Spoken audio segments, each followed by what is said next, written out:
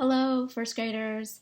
Welcome back to Sunset of the Sabertooth. We are on chapter 4. Jack and Annie were outside freezing. They had just left a cave that had bones all over it, and there was maybe a sleeping bear in there.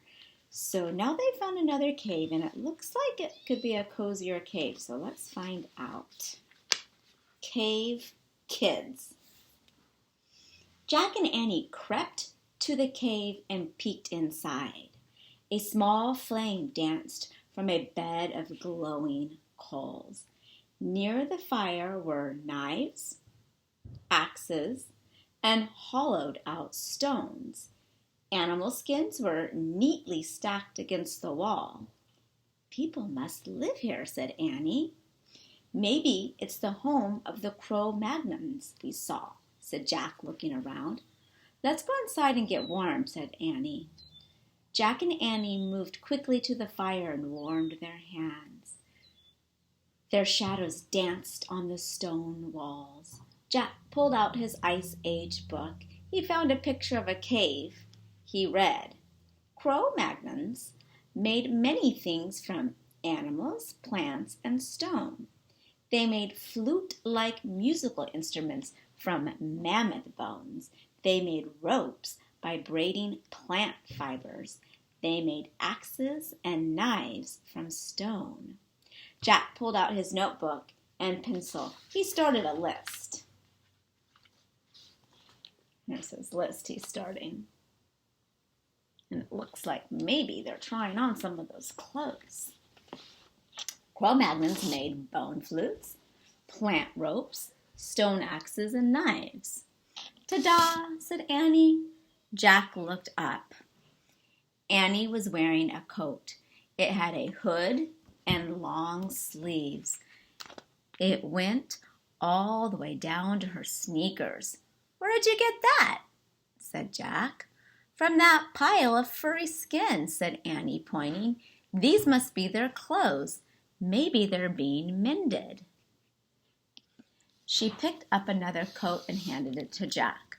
"Try one. It's really warm," she said. Jack put his backpack and towel down on the hard dirt floor.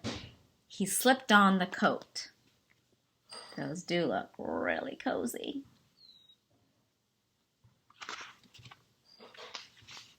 It did feel very warm and soft. "We look like cave kids," said Annie. Squeak! Peanut peeked out of Jack's pack lying on the floor. "You stay in there," said Annie. "There's no teeny coat for you." Peanut vanished back into the pack. "I wonder how they made these coats," said Jack.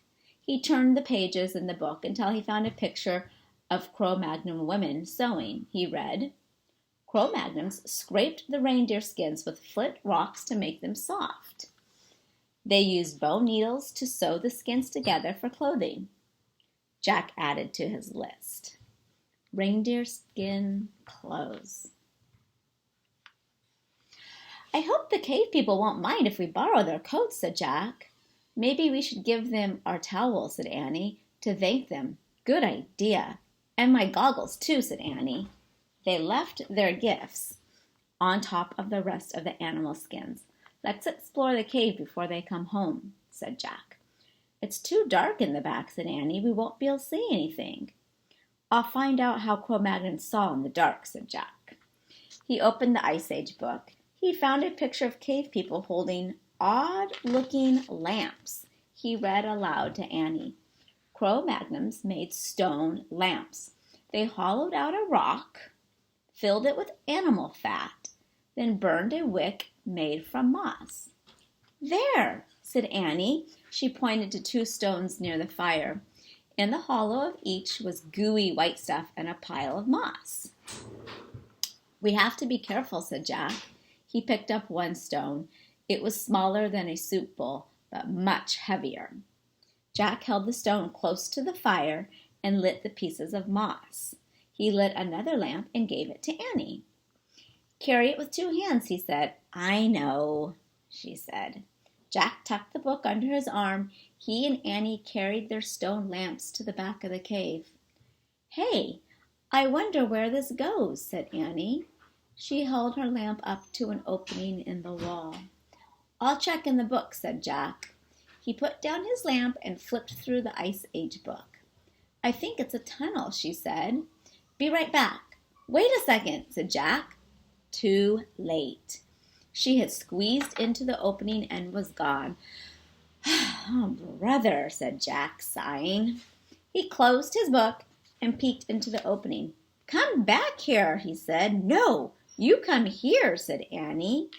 Her voice sounded far away. "You won't believe this." Jack picked up his lamp and book. He ducked into a small tunnel. "Wow," came Annie's voice. Jack could see her lamp flickering at the other end. Crouching down, he hurried toward her. At the end of the tunnel was a huge cavern with a high ceiling. Annie held her lamp close to the wall. "Look," she said. Her voice echoed. Animals were painted on the wall in strokes of red and black and yellow. There were cave bears and lions, elk and reindeer, bison and woolly rhinos and mammoths. In the flickering light, the prehistoric beasts looked alive. Join me tomorrow for Chapter 5. Thank you. Bye-bye.